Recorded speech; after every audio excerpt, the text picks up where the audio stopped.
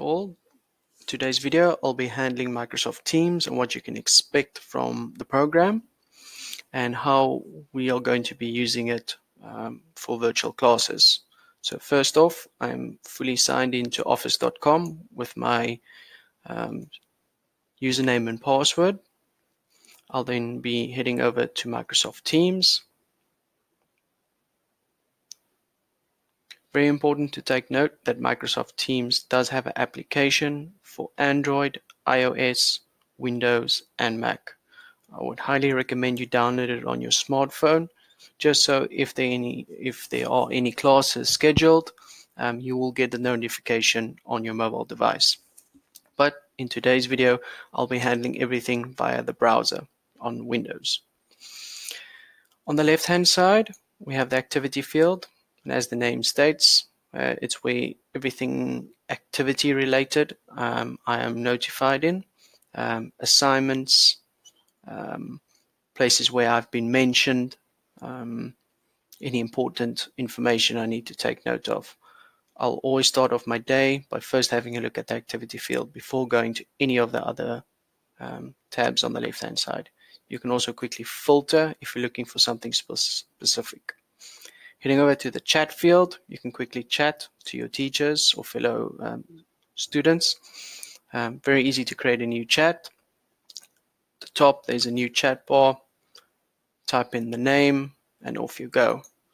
At the bottom, you can also do basic things like formatting text, changing the importance of the message. As you can see here, if I change it to important, it will put an exclamation mark next to my chat. Thus, for the recipient on the other side, will immediately pick that up. Or I can set it to urgent, where they'll be notified every 2 minutes for the next 20 minutes. I can also quickly attach and upload documents directly from my OneDrive here. As I mentioned in my previous videos, I would highly recommend you upload your files to OneDrive to work from there. Alternatively, if you have not done that, you can also directly just upload it from your computer. As with Microsoft Teams, once you have shared or attached a document in a chat like this, both you and the recipient will be able to simultaneously work on the document, thus removing the need for duplicates and sending of documents up and down between classmates or between you and your teacher. You can also create ad hoc chats, for example, between Alan, which is the principal, and Cora, which is my teacher. From here, both of them can chat and they will both receive the notification. Heading over to Teams tab, this is where I'll see all my classes, and this is also the naming scheme the classes will be in. So please take note of that. Inside, you'll have different channels. As you can see, I've got hidden channels. So if I want to unhide it, click on the arrow, click on show. Very handy if some of the channels become dormant and the data in there is not being used as much. Each channel will also have separate posts and files tabs, as you can see. And it's also nicely packed in chat boxes to keep things nice and organized. From here, I can click reply, type my message.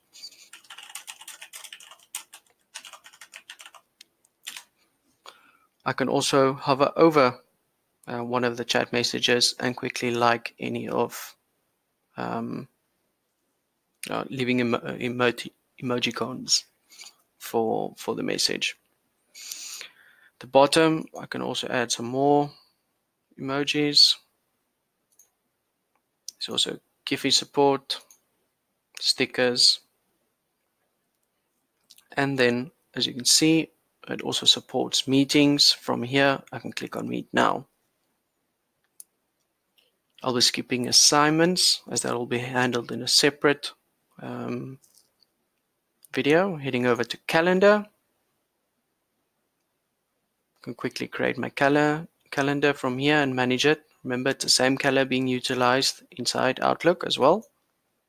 Calls, I can quickly call my fellow classmates or my teacher if I need assistance. It also has full support for video if your device supports it.